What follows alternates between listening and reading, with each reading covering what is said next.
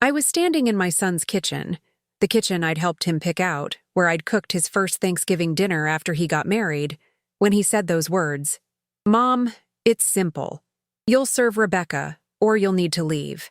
His arms were crossed. His jaw was set. Rebecca stood behind him, one hand on her hip, her lips pressed into a thin line. I remember the exact pattern on the dish towel hanging by the sink. Small blue flowers, the kind I used to buy. I looked at my son, this man I'd raised alone after his father died, this boy I'd worked 2 jobs to put through college. My hands were still damp from washing their dinner dishes. I dried them slowly on my jeans. Then I smiled. Not a big smile, just a small one. And I said, "Okay, sweetheart." I picked up my purse from the counter, the same purse he'd given me for Mother's Day 3 years ago. Rebecca's eyes went wide. "Wait, where are you?" But I was already walking toward the door. My son called after me, his voice suddenly uncertain. "Mom? Mom, I didn't mean right now." I didn't turn around. I just kept walking. The screen door closed behind me with a soft click, and I heard it. The sound of my son realizing, maybe for the first time in his life, that I meant what I didn't say. "I'm Dorothy. And before I tell you what happened after I walked out that door, I need to take you back. Back to when things still felt normal, or at least what I'd convinced myself was normal. Where are you listening from? I always wonder who's out there, hearing these stories. If you're enjoying this, go ahead and subscribe. I've got more to share, and I read every single comment you leave. It started 6 months before that night in the kitchen. My son Daniel had been married to Rebecca for 2 years by then, and I'd been trying so hard to make it work. Every Sunday, I'd drive the 40 minutes to their house in the suburbs with a pie or a casserole, something homemade. I'd learned early on that Rebecca didn't cook much. "I'm too busy with work," she'd say, waving her hand like it was beneath her. Daniel never seemed to mind. He'd heat up whatever I brought, and we'd sit at their dining table, the one I'd helped him pick out at that furniture store downtown. Rebecca would usually be on her phone, scrolling through something, occasionally looking up to add a comment. "This is good, Dorothy," she'd say, but never "thank you." Just "this is good," like she was reviewing a restaurant. I told myself it didn't matter. Young couples were different now. They were both working long hours. Daniel in finance, Rebecca in marketing. They were building their lives. I was just happy to see my son, to make sure he was eating well, to feel needed. After my husband Tom died 8 years ago, that feeling of being needed had become everything to me. But small things started to bother me.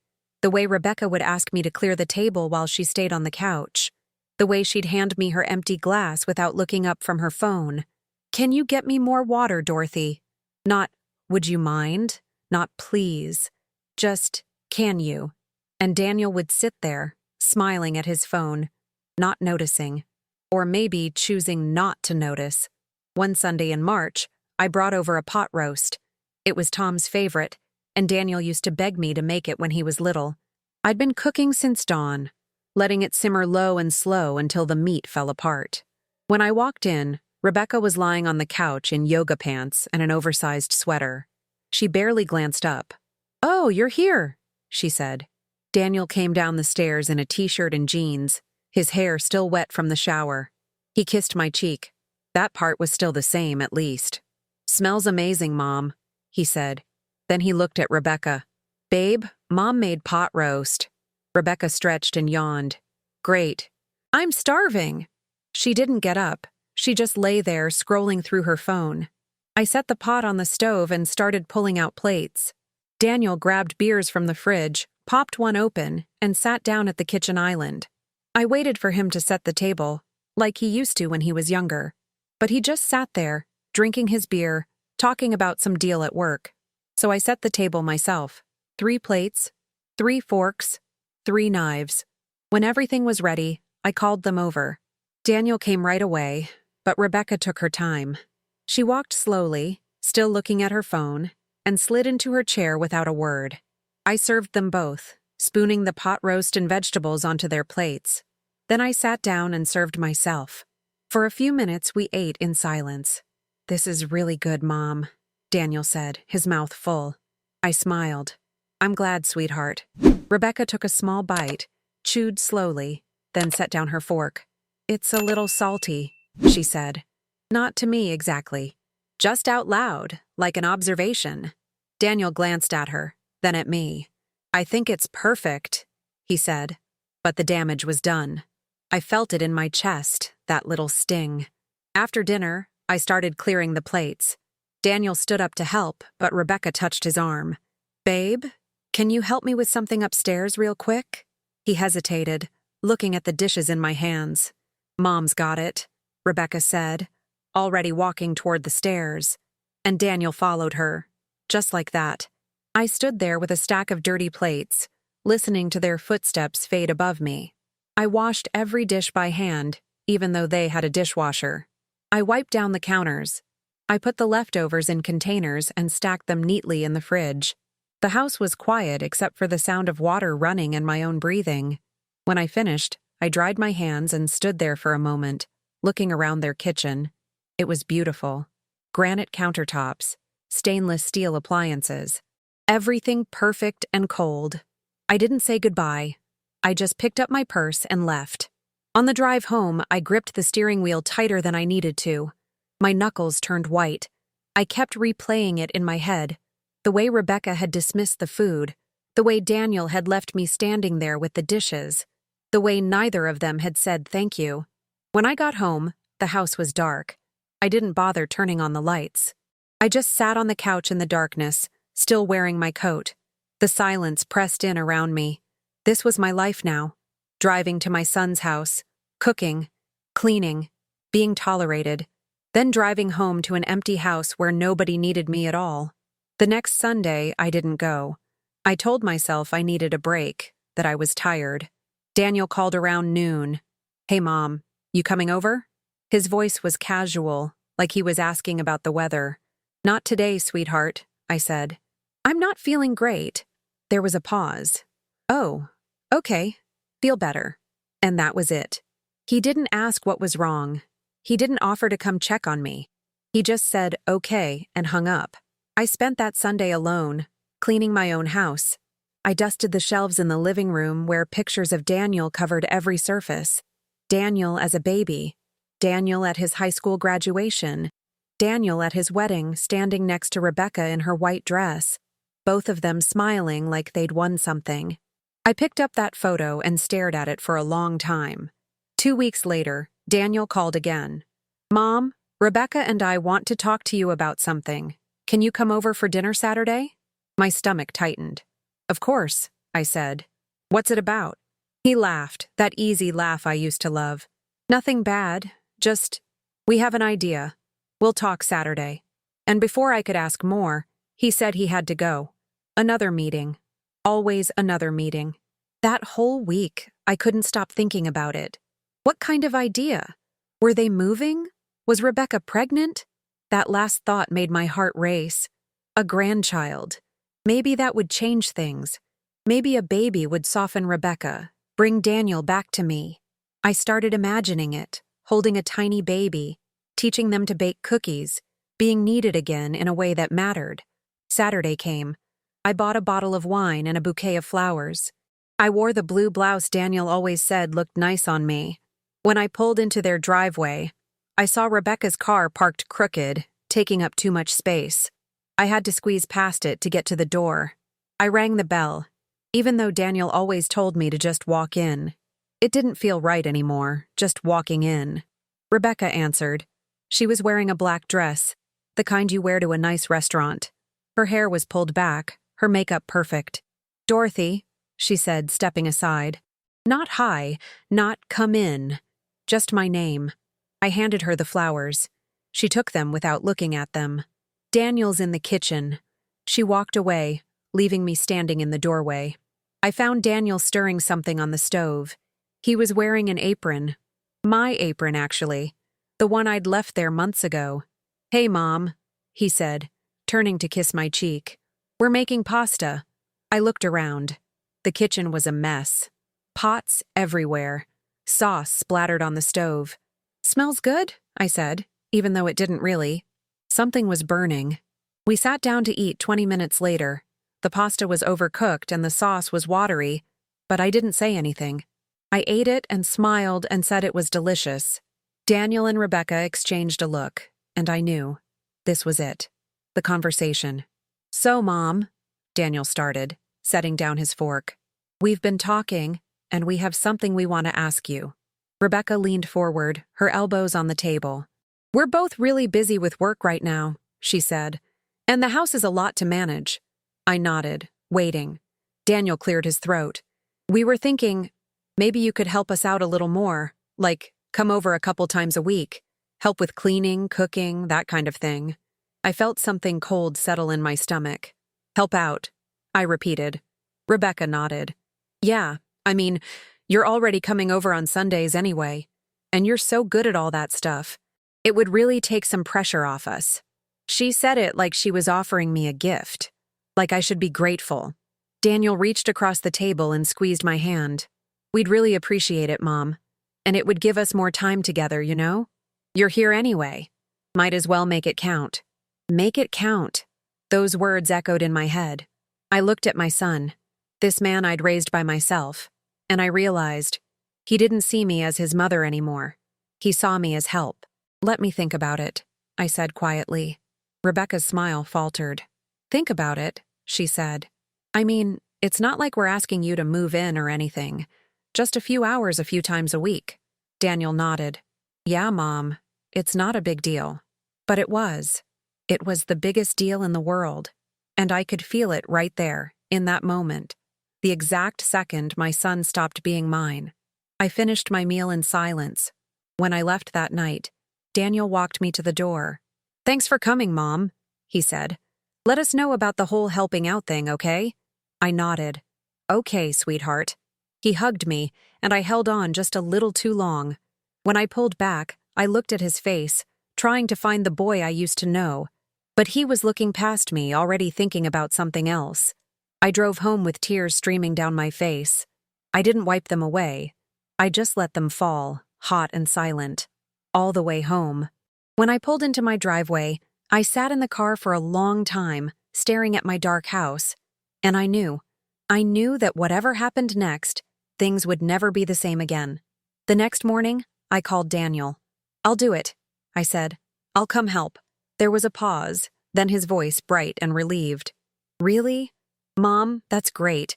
Rebecca's going to be so happy." Rebecca, not him. Rebecca was going to be happy. "When can you start?" he asked. I closed my eyes. "Whenever you need me, sweetheart," I said.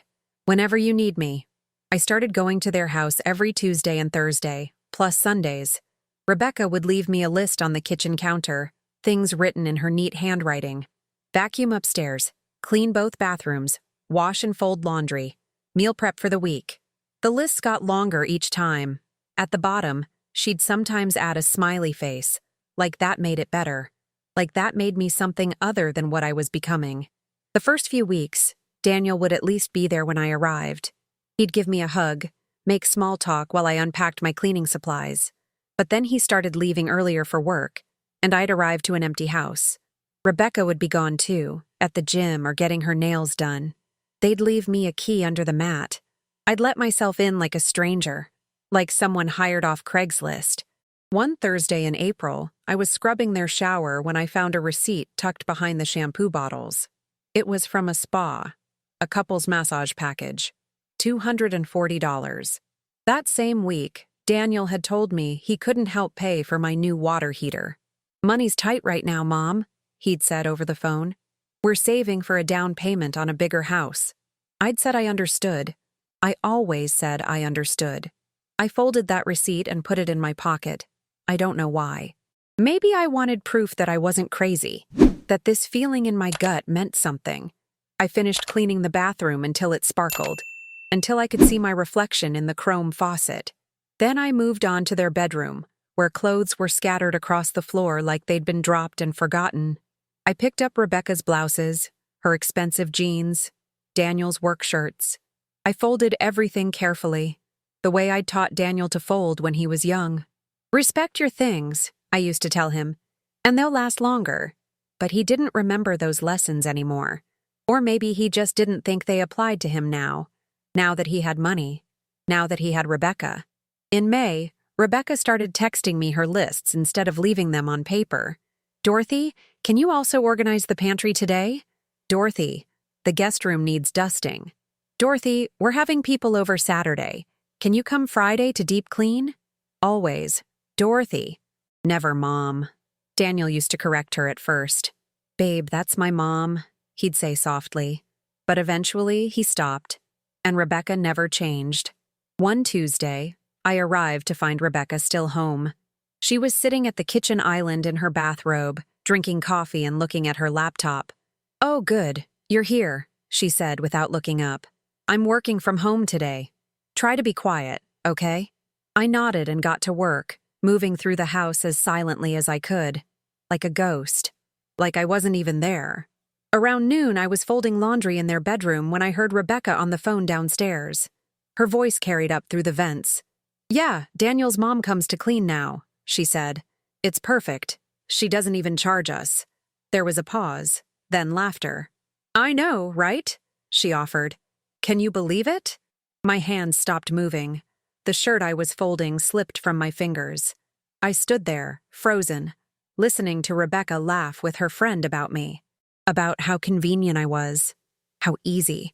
I picked up the shirt and folded it again, my hands shaking now. That night, I couldn't sleep. I kept hearing her voice. She doesn't even charge us. Like I was a service. Like I was something to be used. Like I wasn't Daniel's mother at all. The next Sunday, I didn't cook. I just brought store-bought chicken and some potato salad from the deli. When I set it on the table, Rebecca looked at it and frowned. Oh, she said. I thought you were making that casserole thing you do. I sat down slowly. I didn't have time this week, I said. Daniel glanced between us. It's fine, babe. This looks good. But Rebecca didn't let it go. I just think, if you're coming all the way over here, you might as well bring something homemade. That's kind of the whole point, right? She said it with a smile, but her eyes were cold. I felt something crack inside me. The whole point? I repeated. She shrugged. I mean, yeah. Otherwise, we could just order takeout. Daniel cleared his throat. Babe, come on. Mom's doing us a huge favor. Rebecca turned to him, her smile never wavering. I know. I'm just saying. That's all. But it wasn't just saying. It was a line being drawn. It was her telling me, without saying it directly, that my effort wasn't enough. That I wasn't enough, unless I was useful in exactly the way she wanted. After that dinner, I started pulling back. Not dramatically. I couldn't bring myself to do that. But small things. I'd arrive 15 minutes later than usual. I'd skip one item on Rebecca's list and claim I ran out of time. I stopped bringing fresh flowers for their table. I wanted to see if they'd notice. If Daniel would notice. But he never said a word. In June, Rebecca asked me to come over on a Saturday to help set up for a dinner party they were hosting. Just light stuff, she texted. Decorating, prepping food, that kind of thing. When I got there at 10 in the morning, she handed me a list of 23 tasks. 23. I stared at the paper, my throat tight. This might take a while, I said quietly. Rebecca waved her hand. You've got all day. The guests come at 7. She left me in the kitchen and went upstairs to get ready. I spent the next 8 hours cooking, cleaning, arranging flowers, setting the table with their fancy china. My back ached. My feet throbbed. But I kept going, because that's what mothers do. That's what I'd always done.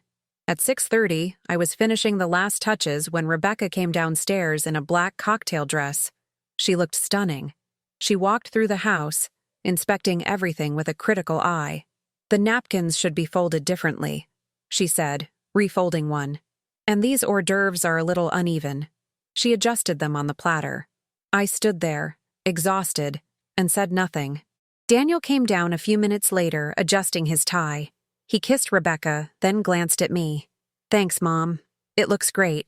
I waited for him to say more, to really see what I'd done, what I'd given. But he just checked his watch. Guests will be here soon. Rebecca smiled at me. You can head out now, Dorothy. Thanks for the help. I drove home with tears blurring the road. I had to pull over twice because I couldn't see. When I finally got home, I sat in my dark living room and let myself cry. Really cry. The kind of crying that comes from deep in your chest. The kind that hurts. I cried for the son I'd lost. For the woman I'd become. For the fact that I'd let this happen. The next morning, I woke up with swollen eyes and a decision forming in my mind. I couldn't keep doing this. I couldn't keep giving pieces of myself away to people who didn't even see me. I called my sister Linda, something I hadn't done in months. "I need to talk," I said when she answered. She lived 3 states away, but she listened for an hour while I told her everything. "Dorothy," she said when I finished, her voice firm, "you need to stop. Today. Right now." I wiped my eyes. "But he's my son." She was quiet for a moment. "I know, honey. But what kind of son treats his mother like this?" I didn't have an answer. "You taught him better than this," Linda continued. "Which means he knows better. He's choosing this. He's choosing her." Those words stayed with me. He's choosing her. I thought about all the times Daniel had watched Rebecca dismiss me, order me around, treat me like help. He'd never once stood up for me. Not really. He'd make small comments sometimes. "Babe, be nice." Or, "Mom doesn't have to do that." But he never actually stopped it. He never chose me. On Tuesday, I didn't go to their house. I turned off my phone and spent the day in my garden, something I hadn't done in months. I planted tomatoes and pulled weeds and let the sun warm my face. Around 2 o'clock, I turned my phone back on. 12 missed calls from Daniel, 7 from Rebecca, 16 text messages. "Mom, where are you? Dorothy, are you coming? We needed you today." I didn't respond. I just sat there on my back porch, reading them one by one. Not a single message asked if I was okay. Not one. They were all about what I was supposed to do for them, what they needed. I set the phone down and watched the birds at my feeder. When was the last time I'd just sat and watched birds? That evening, Daniel showed up at my house. I heard his car in the driveway, heard his footsteps on the porch. He knocked, but I didn't get up right away. I let him knock 3 times before I finally opened the door. He looked worried, but also annoyed. "Mom, what happened? We were waiting for you." Rebecca had to cancel her lunch plans to clean the house. I stood in the doorway, not inviting him in. "I needed a day off," I said simply. He frowned. "A day off? You could have told us. We had things that needed to get done." Things. Not, "We missed you." Not, "I was worried." Just things. I felt that crack inside me widen. "I'm sorry," I said, but my voice was flat. "It won't happen again." He relaxed a little. "Okay, good. Listen, Rebecca's kind of upset. Maybe you could text her? Just apologize?" He said it so casually, like it was nothing.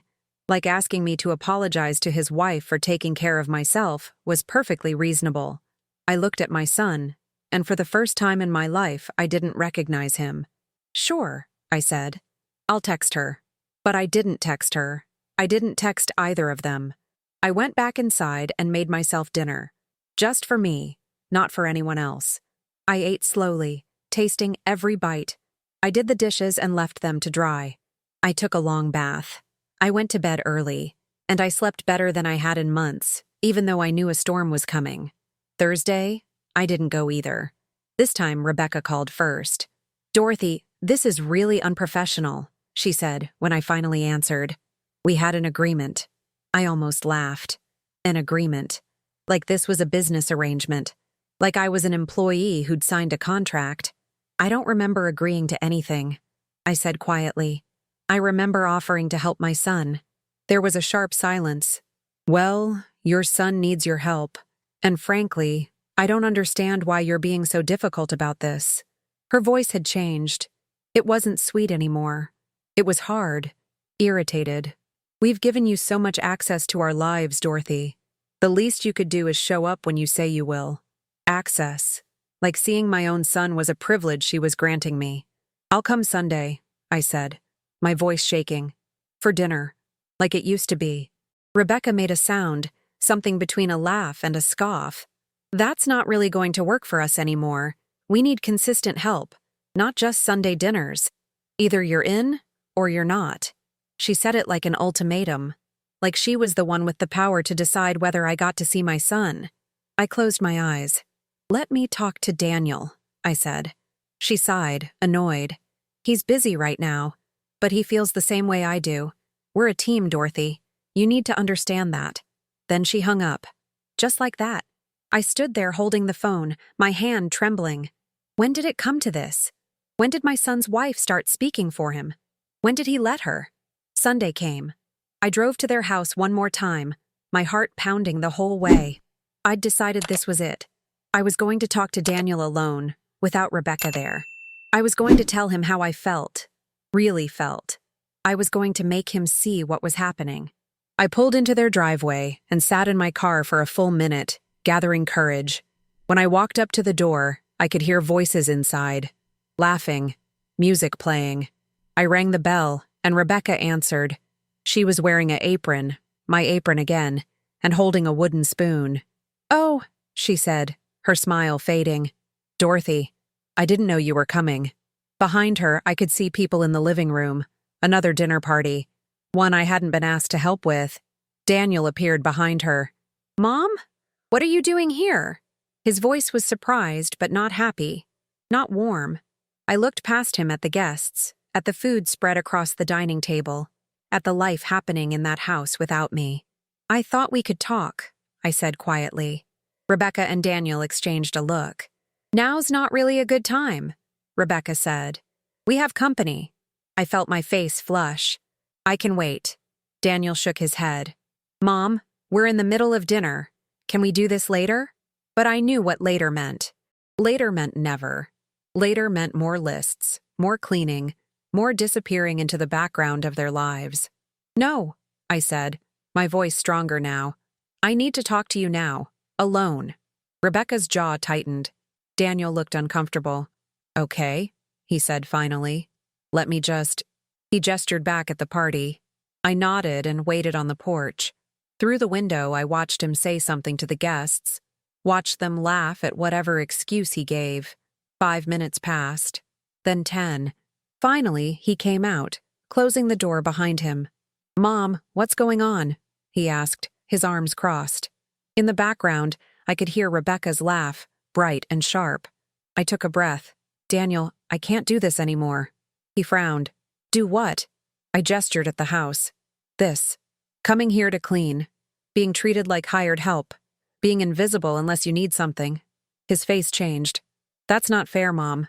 We appreciate everything you do." But his voice was defensive, not sorry. "Do you?" I asked. "Because I don't feel appreciated. I feel used. I feel like I'm not your mother anymore. I'm just convenient." He looked away, jaw tight. "What do you want me to say? That we don't need help? We do. And you offered." "I offered to help my son," I said, my voice breaking. "Not to be your maid, not to be ordered around by Rebecca, not to clean your house while you go to spas and dinner parties." His eyes snapped back to me. "Rebecca told me you'd start making this about her." My stomach dropped. "She told you?" He nodded. "She said you were jealous, that you couldn't handle me having a wife." I felt like I'd been slapped. "Jealous?" I whispered.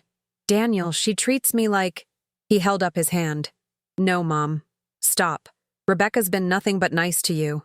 She welcomed you into our home. She's been patient with you. And this is how you repay her? By talking behind her back?" I stepped back, shocked. "When did I ever—" But he wasn't listening.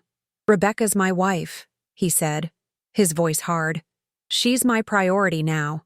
And if you can't respect that, if you can't respect her, then maybe you shouldn't come around." The words hit me like stones. I stared at my son, this man I'd raised, and I saw it clearly now. I'd lost him, not to distance or time. I'd lost him to someone who'd convinced him that loving her meant choosing her over me. I opened my mouth to respond, but the door opened behind Daniel. Rebecca stood there, her smile thin. "Everything okay out here?"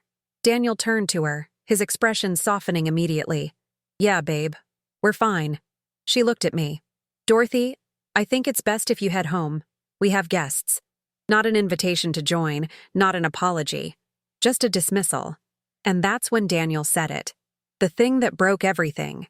He looked at me, his jaw set, his eyes cold in a way I'd never seen before. "Mom, it's simple. You'll serve Rebecca, or you'll need to leave." Those words hung in the air between us. Serve.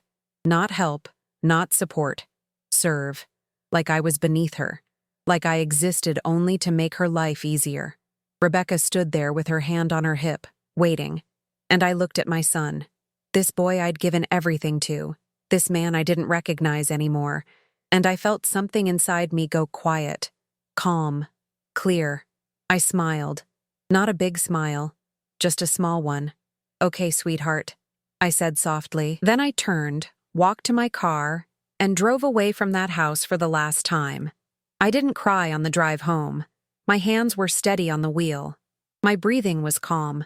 I felt like I was watching myself from somewhere far away, like this was happening to someone else.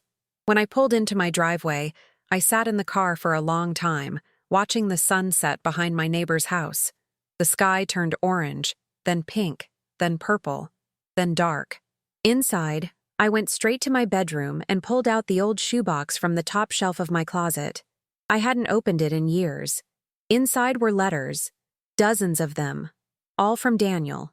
Letters he'd written me from summer camp when he was 9, from college when he was homesick, from his first apartment when he'd just started his job. "Dear Mom, I don't know what I'd do without you. Mom, thank you for everything you've done for me. I hope I make you proud." I read every single one. My vision blurred halfway through, but I kept reading. This was my son. This boy who'd once needed me, who'd once seen me, who'd once loved me without conditions. I set the letters aside and picked up a photograph from the bottom of the box.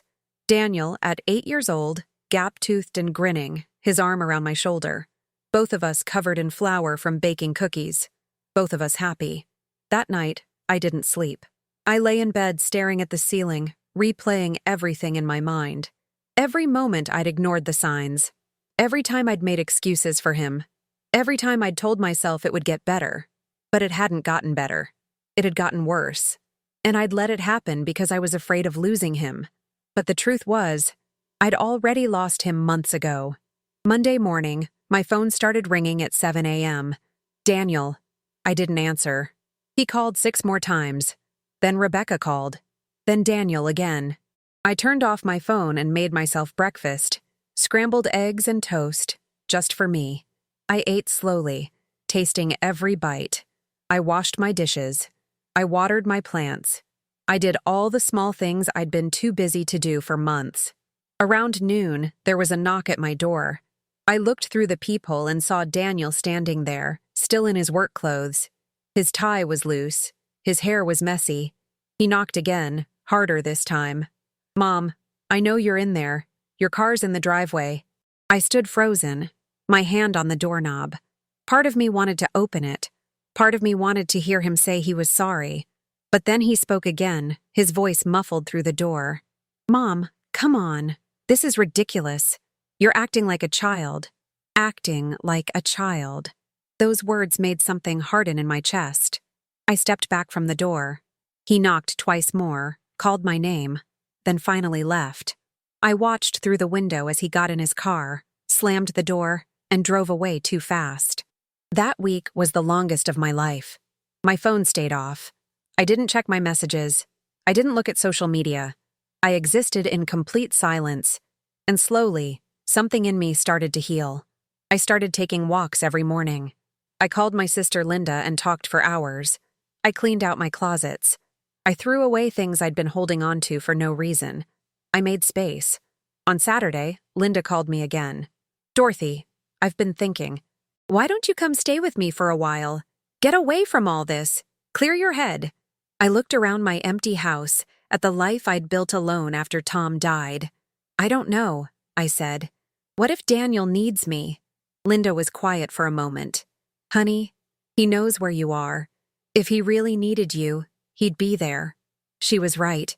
If Daniel really wanted to fix this, he would have come back. He would have apologized. He would have chosen me. But he hadn't. A week had passed, and all he'd done was knock on my door once and leave. That told me everything I needed to know. "Okay," I said to Linda. "I'll come." I could hear the relief in her voice.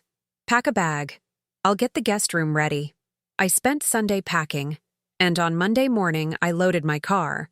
I was putting the last bag in the trunk when a car pulled into my driveway. Daniel's car. He got out quickly, his face tight. "Mom, where are you going?" I closed the trunk slowly. "I'm visiting Linda for a while." His eyes went to the bags. "For how long?" I met his gaze. "I don't know yet." He walked closer, and I could see he hadn't slept well. There were dark circles under his eyes. "Mom, we need to talk about what happened. You left in the middle of our dinner party. You embarrassed us in front of our friends." I felt a bitter laugh rise in my throat. "I embarrassed you?"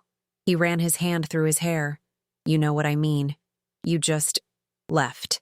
"You told me to leave," I said quietly. "You told me to serve Rebecca or leave. So I left." He looked away, jaw clenched. "I didn't mean it like that. You're twisting my words." I shook my head. "No, Daniel. Those were your exact words. I remember them perfectly." He shifted his weight, uncomfortable. "I was frustrated. You were being difficult. You know how stressed Rebecca gets about parties." "And what about how stressed I get?" I asked, my voice rising. "What about how I feel? Being treated like your maid? Being ordered around in your house? Being invisible unless you need something cleaned?" He flinched. "That's not fair, Mom. We've never treated you like a maid." I pulled my phone from my pocket and opened my messages. "Really? Let me read you some texts from Rebecca." His face changed. "Don't." But I was already reading. "Dorothy, make sure you scrub the grout in the bathroom. Dorothy, fold the towels the way I showed you. Dorothy, we need the house spotless by Friday." Not once does she say please. Not once does she say thank you. She gives orders, Daniel. And you let her. He grabbed for the phone, but I pulled it back. "And you," I continued, my voice shaking now. "You stand there and watch it happen. You watch her treat me like help. You watch her dismiss me, order me around, disrespect me, and you say nothing. You do nothing. Because it's easier for you if I just go along with it. If I just keep cleaning and cooking and disappearing when you don't need me anymore." "Mom," he started, but I wasn't finished. "I gave up my job to raise you when your father died. I worked 2 jobs to put you through college. I was there for every game, every recital, every bad day, every heartbreak. I was there. Always. And now you're asking me to serve your wife? To bow down and be grateful for the privilege of cleaning your toilets?" His face flushed red. "You're being dramatic. Rebecca's been nothing but nice to you. She's tried so hard to include you." I laughed then, a sharp, painful sound. "Include me? Daniel, she calls me by my first name. She leaves me lists like I'm the hired help. She talks about me to her friends like I'm a free cleaning service. That's not inclusion. That's exploitation." "She doesn't mean it like that," he said, but his voice was weaker now. "You're taking everything the wrong way. You're being paranoid." I stepped closer to him, close enough to see my reflection in his eyes. "Tell me something," I said quietly. "When was the last time you asked me how I was doing? Not how I could help you. Just, how was I doing?" He opened his mouth, then closed it. He couldn't answer. "When was the last time you came to visit me?" I continued. "When was the last time you called just to talk? When was the last time you treated me like your mother instead of your employee?" His eyes dropped to the ground. "We've been busy," he mumbled, "with work and the house and you had time for dinner parties," I interrupted. "You had time for spa days and weekend trips. You had money for Rebecca's designer clothes and your fancy restaurants. But when I needed help with my water heater, money was tight. When I wanted to spend time with you, you were too busy. Unless I was coming over to clean. Then you had all the time in the world." Daniel's face crumpled. For a moment he looked like the boy I remembered. "Mom, I didn't realize," but even now he couldn't quite say it. He couldn't admit what he'd done. He couldn't see it clearly. Or maybe he could, and that was worse. Maybe he'd known all along and just hadn't cared enough to stop it. "I love you, Daniel," I said, and my voice broke on his name. "I will always love you. You're my son. But I can't keep doing this. I can't keep giving pieces of myself away to someone who doesn't value them. I can't keep being invisible in your life. I can't keep breaking my own heart every time you choose her over basic decency." I'm not choosing her over you, he said desperately. Mom, you're my mother. You'll always be important to me. I smiled sadly. Then show me. Not with words, with actions. Show me that I matter more than clean floors and home-cooked meals. Show me that you see me as a person, not as a resource. He reached for my hand, but I stepped back. I need space, Daniel. I need time away from you and Rebecca and that house and all of it. I need to remember who I am when I'm not trying to be useful to you. His hand dropped. How long? He asked, his voice small. I opened my car door. I don't know. Maybe a few weeks, maybe longer. But I'll call you when I'm ready. What am I supposed to tell Rebecca? He asked. And those words right there, told me everything. Not, I'm sorry. Not, I'll fix this. Not, I choose you. Just, what am I supposed to tell Rebecca? I got into my car and rolled down the window. Tell her the truth, I said. Tell her your mother isn't coming back to clean your house anymore. I started the engine. Daniel stood in my driveway, his hands in his pockets, looking lost. Mom, wait, please. I looked at him one more time. Really looked at him. I wanted to memorize his face just in case. In case this was the moment everything changed. In case he finally woke up. Or in case this was the last time I saw him as my son and not as a stranger. I love you, I said again. But I love myself too. And right now, I need to choose me. Then I backed out of the driveway and drove away. In the rearview mirror, I saw him standing there, getting smaller and smaller, until he disappeared completely. My hands were steady on the wheel. My eyes were dry. I felt lighter than I had in months. The drive to Linda's took 4 hours. I listened to music I hadn't heard in years. I stopped at a diner and had lunch alone, and I didn't feel lonely at all. I felt free. When I finally pulled into Linda's driveway, she was waiting on the porch. She hugged me tight, and that's when I finally cried. Not sad tears. Just release.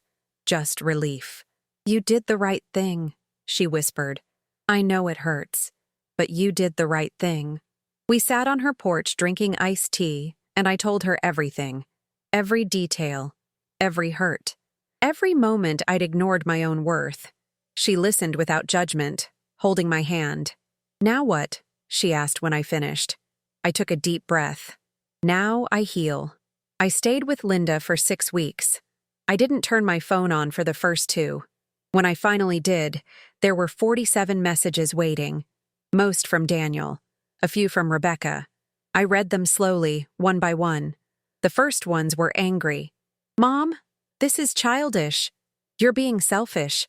Rebecca is really hurt. Then they shifted. Mom, please call me back. I'm worried about you. Can we talk? But none of them said the words I needed to hear. None of them said, I'm sorry. None of them said, I was wrong. None of them said, you deserved better. So I didn't respond. Instead, I started seeing a therapist. A kind woman named Patricia who specialized in family relationships. You can't control what your son does, she told me. You can only control how you respond. And so I responded by taking care of myself. I started painting again, something I hadn't done since before Tom died. I joined Linda's book club. I made new friends. I laughed more in those 6 weeks than I had in the past 2 years. And slowly, the space where my son had been, the space that had felt like a gaping wound, started to close. One morning in late August, my phone rang. Daniel. I stared at it for a long moment, then answered. Hi, sweetheart, I said quietly. There was a pause, then his voice, thick with emotion. Mom, thank God. I've been so worried. We talked for 20 minutes. He told me he missed me, that the house felt empty without me, that Rebecca missed me too, though I doubted that. At the end of the call, he asked when I was coming home. Soon, I said. But Daniel, when I do, things are going to be different. He was quiet. Different how? I took a breath. I'm not coming back to clean your house. I'm not taking orders from Rebecca. If you want me in your life, it's as your mother. Not as your help, not as someone convenient, as your mother. Okay, he said. And I heard something in his voice. Maybe understanding, maybe fear, maybe both. Can I come see you?